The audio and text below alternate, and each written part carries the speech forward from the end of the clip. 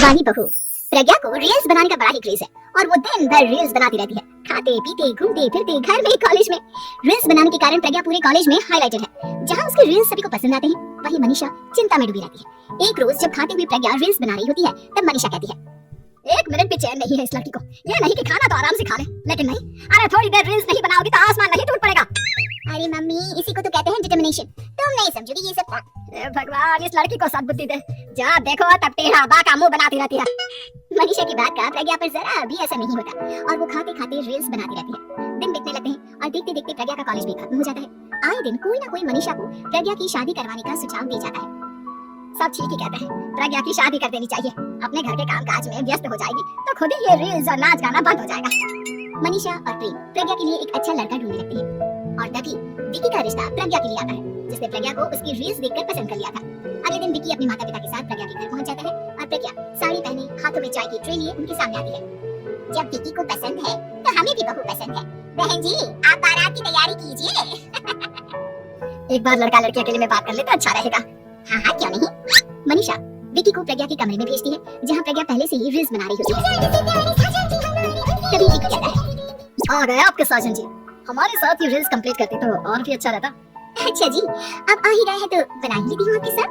दोनों मिलकर रील्स बनाते हैं। जब वी मीट और तुरंत पोस्ट भी कर देते हैं। फिर विकी कहता है, जब आप साड़ी में चाय लेकर आई तब मुझे लगा कि कहीं मैं गलत करना तो नहीं आ गया। आप सही है। दोनों की शादी पक्की हो जाती है और शादी के दिन भी प्रज्ञा रील्स बनाने से चुकती नहीं, यहाँ तक कि बारात के समय भी नाचते हुए रील्स बनाती है। सभी लोग प्रज्ञा की तारीफ के पुल बांध देते हैं और प्रज्ञा नाचती गाती अपने ससुराल चली जाती है। सब कुछ अच्छा चल रहा होता है।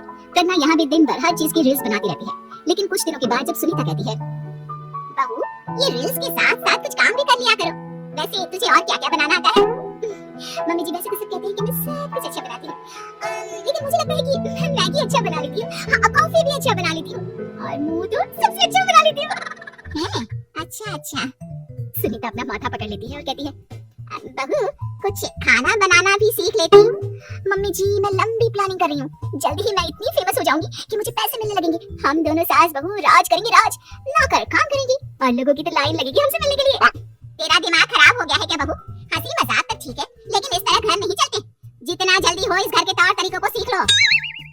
प्रज्ञा मुंह घुमाकर चली जाती है और तुरंत उसी वक्त एक रील बनाती है।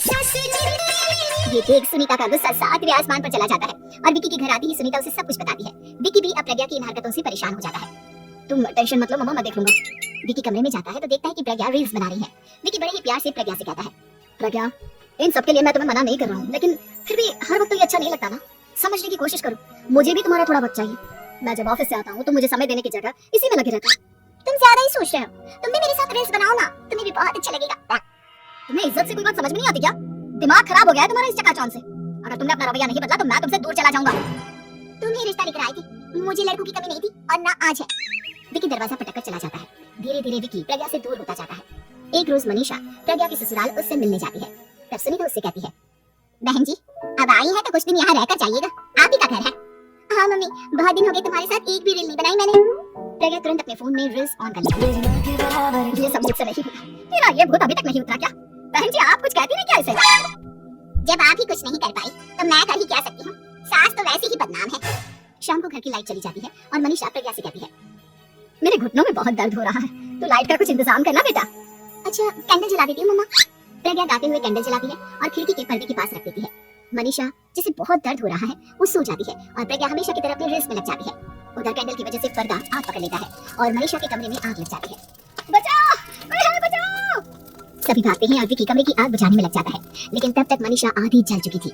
मनीषा की हालत देख प्रज्ञा रोने लगती है। विकी मनीषा को तुरंत हॉस्पिटल ले जाता है और उसे एडमिट कराता है। विकी प्रज्ञा से कहता है, देख लिया ना, तुम्हारे इस नाच गाने की वजह से आज तुम्हारी माँ की जान जाते जाते रह गई। अब पता नहीं तुम और क्या चाहती हो। उधर डॉक्टर कहते हैं, इनकी हालत बहुत नाजुक है, आधे से ज्यादा जल चुकी है।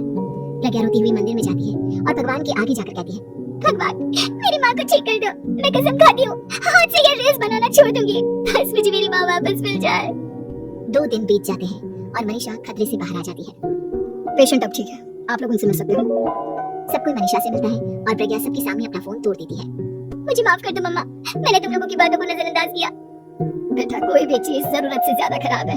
मैंने तुम्हें रील्स बनाने से कभी मना नहीं किया, लेकिन हर वक्त एक ही चीज तो सही नहीं है। मैं समझ गई हूँ मम्मा, I'm sorry। प्रज्ञा उस दिन से रील्स बनाना छोड़ देती है और पूरी तरह से अपने घर में लग जाती है।